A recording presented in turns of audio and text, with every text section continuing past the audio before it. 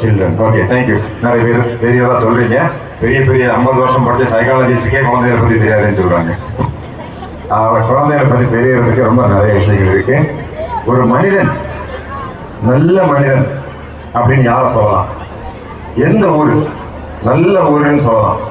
கொஞ்சம் தூரம் போனீங்கன்னா அந்த பக்கம் ஆந்திர பிரதேஷ் இருக்கு, அங்க ஆந்திரா மக்கள் இருக்கிறாங்க. இந்த பக்கம் கேரளா மக்கள் இருக்கிறாங்க, தமிழ்நாடு இருக்கிறோம், கர்நாடகா இருக்கிறோம். எந்த மக்கள் நல்ல மக்கள், எந்த மனிதன் நல்ல மனிதன் அப்படிங்கிறதுக்கு நிறைய காரணங்கள் இருக்கு. எடுத்துக்காட்டு சொல்லலாம். சுருக்கமா சொல்லணும்னா, எந்த ஊர்ல குழந்தைகளை மதிக்கிறார்களோ, எந்த ஊர்ல குழந்தைகளை புரிந்து கொள்கிறார்களோ அந்த ஊர் மக்கள் தான் சிறந்த மக்கள்னு சொல்றாங்க.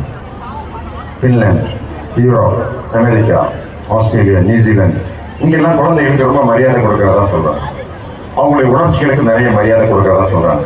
நான் இதுதான் படிப்பேன்னா அங்கே படிப்பேன்றான், இதுதான் விளையாடுவேன்னா இங்கே விளையாடு, இதுதான் எனக்கு சாப்பாடு கொடுத்ததுன்னா அந்த சாப்பாடு கொடுக்க அவங்க அப்பா அம்மா ரெடியாக இருக்கிறாங்க. இவர் தான் கல்யாணம் பண்ணுவேன் அப்படின்னா பண்ணிட்டு போன்னு சொல்லுவாங்க. நம்ம அதை பண்ணுவோமா? அதுதான் குழந்தைகளுக்கு எந்த நாட்டில் சுதந்திரம் கொடுக்கிறார்களோ அந்த நாடு தான் சிறந்த நாடுன்னு சொல்றாங்க. என்ன மனிதன் ஒரு குழந்தைக்கு எந்த காரணமும் இல்லாமல், எந்த நிபந்தனையும் இல்லாமல் உரிய மரியாதையை கொடுக்கிறானோ அந்த மனிதன் தான் சிறந்த மனிதன். நீங்க வேணா பெரிய போஸ்ட்ல இருக்கலாம், பெரிய போஸ்ட்ல இருக்கலாம். குழந்தைகளை அடக்கி ஆண்டிங்கன்னா நீங்க நல்ல மனிதனே இல்லை. குழந்தைக்கு சுதந்திரம் கொடுக்கலன்னா நீங்க நல்ல மனிதன் இல்லைன்னு சொல்றாங்க. இது அறிவியல். ஸோ கலீல் ஜிப்ரான் சொல்லி ஒரு பெரிய சிந்தனையாளர் லெபனான் நாட்டில் இருந்தார். அந்த லெபனான் நாட்டில் அந்த சிந்தனையாளர் சில கருத்துக்களை சொல்லியிருக்கான் குழந்தைகளை பற்றி கொஞ்சம் அண்டர்ஸ்டாண்டிங் அவங்களுக்கு ஏற்படும். அவர் என்ன சொல்றாருன்னா, பேரண்ட்ஸ் கொஞ்சம் தயவு செஞ்சு கேளுங்க. Children are not your children, they are the result of the longing of the universe. குழந்தைகள் உங்கள் குழந்தைகள் அல்ல, அவை பூமியின் குழந்தைகள். குழந்தைகள், they came from you, they have not come from you, they have not come from you, they have come through you. குழந்தைகள் உங்களிலிருந்து வரவில்லை, உங்கள் மூலமாக வந்திருக்கிறார்கள். உங்க தாத்தா அவர்கள் தாத்தா அவர்கள் தாத்தா மூலமாக உங்கள் மூலமாக வருகிறார்கள். Children may look like you, but they may not think like you. குழந்தைகள் உங்களை போன்று இருக்கக்கூடும், ஆனால் அவங்க நினைக்கிறது யோசிக்கிறது உலகத்திலே பெரிய விஷயமா இருக்கலாம். அமெரிக்கா நாட்டில் போய் அங்க உள்ள ஜனாதிபதி ஆகணும்னு கூட குழந்தைகள் நினைக்கும். இங்க ஐஐடியில் படிச்சு நேராக போய் மைக்ரோசாஃப்ட் கம்பெனியுடைய சிஇஓ ஆகணும் கூட குழந்தை நினைக்கும். நீங்க என்னமோ நினைச்சிட்டு இருப்பீங்க, எவ்வளவு ஏதாவது வேலை பார்த்தா போகணும்னு நினைப்பீங்க. குழந்தைகள் சர்வதேச குழந்தைகளாக இருக்கிறார்கள் அப்படின்னு சொல்றாங்க. இந்த கலீல் ஜிப்ரான் சொன்னது ஒரு சின்ன தகவல். குழந்தைகளை பத்தி இன்னும் சில தகவலை சொல்றேன். நீங்க என்ன நினைப்பீங்க, ஒரு குழந்தை பிறக்கிறதுக்கு 10 மாசம் ஆனால் போதும் குழந்தை பிறக்கும்னு நினைப்பீங்க. ஆனால் அறிவியல் பூர்வமாக ஒரு குழந்தை பிறப்பதற்கு 360 கோடி ஆண்டுகள் ஆகும். நம்ம குழந்தை உடம்புல இருக்கிற டிஎன்ஏ அதை கொண்டு போய் ராமச்சந்திர ஆஸ்பத்திரியில் டெஸ்ட் பண்ணி பார்த்தீங்கன்னா அதுக்கு வயசு 10 மாசம் இல்லைங்க, 360 கோடி ஆண்டுகள். இத்தனை ஆண்டுகளுக்கு பிறகு ஒரு குழந்தை பிறந்திருக்குன்னா குழந்தையை மதிக்கணும். 2, ஒவ்வொரு குழந்தைக்கும் குறைந்தது 500 குணாதிசயங்கள் இருக்கும். 500 டிஃபரெண்ட் ட்ரெய்ட்ஸ் ஒரு குழந்தைகிட்ட இருக்கும். ஒரு குழந்தைக்கு படிப்பு நல்லா வரும், ஒரு குழந்தைக்கு மேத்ஸ் நல்லா வராது, ஒரு குழந்தைக்கு விளையாட்டு நல்லா வரும். எல்லா குழந்தைகளுக்கும் எல்லா திறமையும் இருக்காது. படிப்பே இல்லாத முடிக்காத குழந்தைகள்லாம் ஒலிம்பிக்கில் போய் 20 மெடல் 25 மெடல் வாங்கியிருக்கிறாங்க, உலக கதாநாயகன் ஆகியிருக்கிறாங்க. நம்ம ஊர்லேயே சச்சின் தெண்டுல்கர்னு சொல்லி ஒரு விளையாட்டு வீரனுக்கு இந்தியாவே உயர்ந்த விருது கொடுத்தாங்க, Bharat Ratna. Sachin Tendulkar NEET exam pass பண்ணாரா? ஐஐடி என்ட்ரன்ஸ் எக்ஸாம் பாஸ் பண்ணாரா? ஒன்றும் கிடையாது. விளையாட்டு தான். இப்படி நமது குழந்தைகளுக்கு நிறைய ஸ்கோப் இருக்கு. ஸோ எல்லா குழந்தைகளையும் நீங்கள் நேசிங்க. முதல்ல நான் அவங்களை பாராட்டணும். பிள்ளைகளுக்கு ஒரு நல்ல கல்வி, தரமான கல்வி, எதிர்காலம் எல்லாமே கல்வி தாங்க. சயின்ஸ், மேத்தமெட்டிக்ஸ் தான் ஃபியூச்சர். ஒரு காலத்தில் யாருக்கு மரியாதை இருந்தது? ராஜா, ராணி, மந்திரி. முன்னாடி 1000 வருஷத்துக்கு முன்னாடி. அதுக்கு பிறகு பெரிய பெரிய தொழிலதிபர்கள், தொழிற்சாலை வச்சிருக்கவங்களுக்கு மரியாதை இருந்தது, அரசியல்வாதிகளுக்கு மரியாதை இருந்தது. இன்னைக்கு யாருக்கு பெரிய மரியாதை? எந்த மனிதனுக்கு கல்வி இருக்கிறதோ, எந்த மனிதனுக்கு இன்ஃபர்மேஷன் இருக்கிறதோ, Google, Elon Musk, Sundar Pichai, bill Gates, தகவல் தொழில்நுட்பம் யார்கிட்ட இருக்குதோ இந்த குழந்தைகள் சொன்னாங்க, டேலண்ட் தான் நமக்கு பெரிய சொத்து. அவங்களுக்கு தாங்க மரியாதை, அவங்களுக்கு தான் கேட்ட சம்பளம் கிடைக்குது, அவங்களுக்கு தான் எல்லாமே. ஸோ இந்த சூழ்நிலையில உங்க குழந்தைகளுக்கு ஒரு நல்ல தரமான கல்வியை கொடுக்க நீங்க நேரம் ஒதுக்கி இருக்கிறீங்க, பணத்தை ஒதுக்கி இருக்கீங்க, முயற்சியை ஒதுக்கி இருக்கீங்க. எனவே உங்களுக்கு பாராட்டுகள். Congratulations every one of the parents and grandparents for spending your time, energy, money, everything for your children for education. 2, இதெல்லாம் பண்ணியும் இந்த மாதிரி விழாவில் வந்து அவங்கள கைதட்டி அவங்கள ஊக்குவிக்கிறது வந்திருக்கீங்க பாருங்க, அது அதோட பெரியது. என்கரேஜ்மெண்ட். எத்தனை பேர் குழந்தைய திட்டினீங்கன்னா என்கிட்ட தெரியுமா? அதாவது குறை கூறி வளர்க்கும் குழந்தைகள் மக்களை வெறுக்க கற்றுக்கொள்ளும். ரொம்ப கண்ட்ரோல்டா நீங்க வந்து அடக்கி ஆண்டுட்டீங்கன்னா குழந்தைகள் சண்டை போட கற்றுக்கொள்ளும். எப்போதுமே இழிவா நீ குழந்தைகளை சொன்னீங்கன்னா அந்த குழந்தைகளுக்கு அவங்க மேல நம்பிக்கையே இருக்காது. ஒரு அளவுக்கு மேல நீங்க தண்டிச்சீங்கன்னா குழந்தைகளுக்கு குற்ற உணர்வு வந்துடும், குற்றவாளிகளை கூட மாறுவாங்க. ஆனால் நீங்க குழந்தைகளை வழக்கமாகவே பாராட்டினால் குழந்தைகளுக்கு தன்னம்பிக்கை வரும். குழந்தைகளை நீங்க புகழ்ந்தால் குழந்தைகளுக்கு மற்ற மக்களை நேசிக்க கற்றுக்கொள்வார்கள்.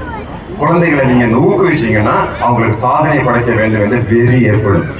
பாசிட்டிவ் சைக்காலஜிக்கல் ரீஇன்ஃபோர்ஸ்மெண்ட் சொல்லுவோம். தொடர்ந்து இப்படி நீங்க குழந்தைகளை தொடர்ந்து ஊக்குவிங்க, அவங்களுக்கு தேவையான எல்லா விஷயங்களையும் பண்ணி கொடுங்க.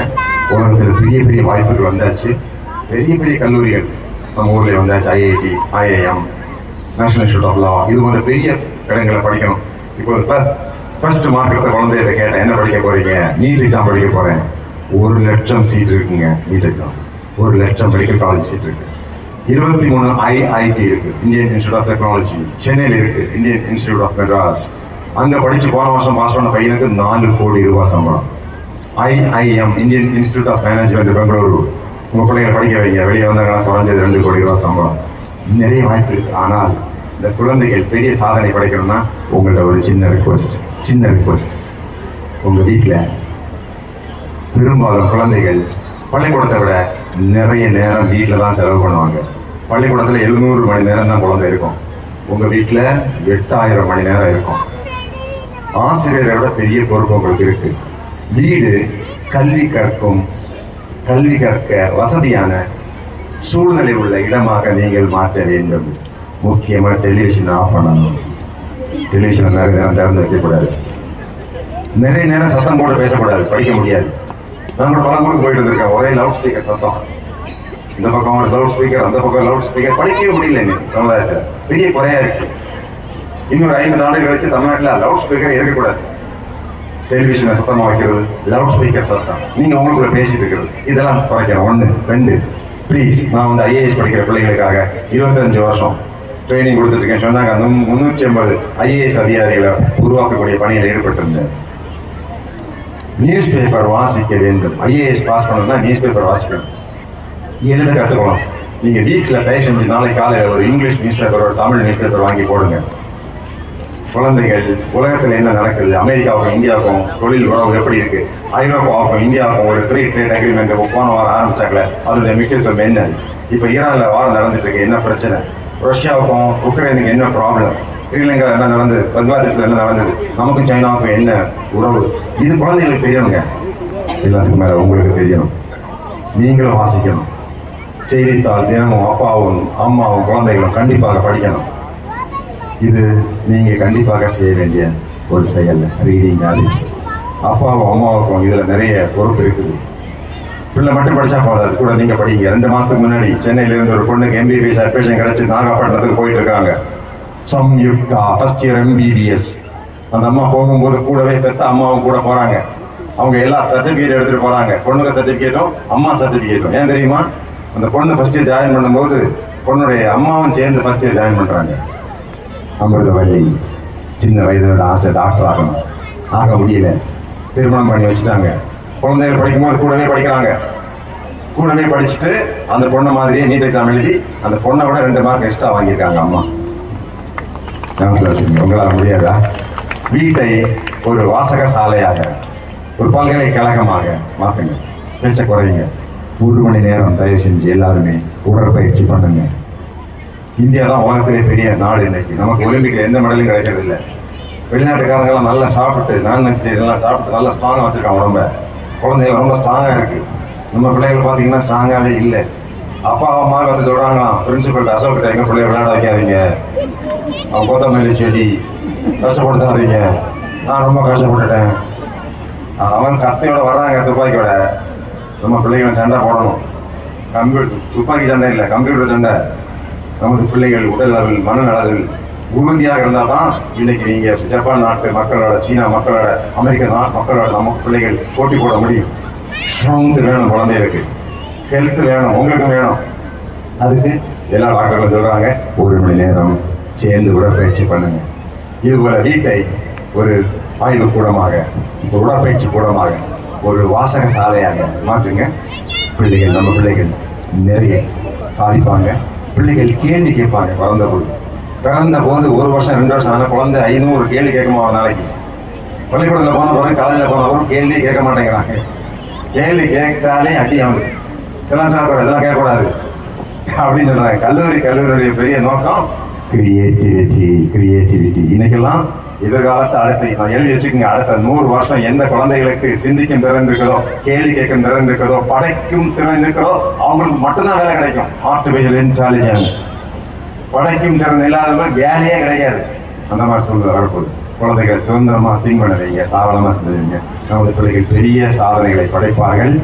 உங்கள் குழந்தைகள்லாம் எந்த அளவுக்கு உயரத்தில் நீங்கள் பார்க்கணும்னு ஆசைப்படுறீங்களோ அதே மாதிரி உயர்ந்த இடத்தில் பார்க்க வேண்டும் என்று நானும் ஆசைப்படுகிறேன். My best wishes to all of you. My congratulations to all the children who are going to take part in various events and who won various prizes in various competitions. Wish you all the best and my wishes for your annual day celebrations.